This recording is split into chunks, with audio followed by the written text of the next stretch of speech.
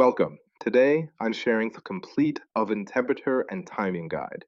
Save this video, it will help you every time you bake. Let's make oven settings simple and clear. For cakes and cupcakes, set your oven to 180 degrees Celsius. Bake for 25 to 35 minutes for soft and evenly cooked results. For cookies, use 180 degrees Celsius. Bake for 10 to 15 minutes. Shorter time for soft cookies, slightly longer for crisp edges.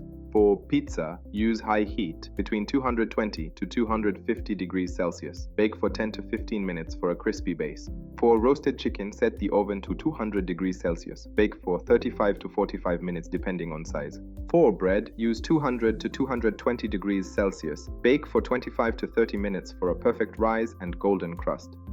For roasted vegetables, use 180 to 200 degrees Celsius. Bake for 20 to 25 minutes for even cooking.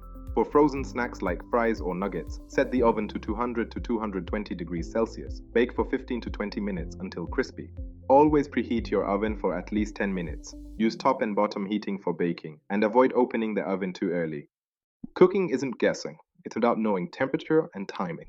This is the Modern House Husband, one kitchen tip at a time.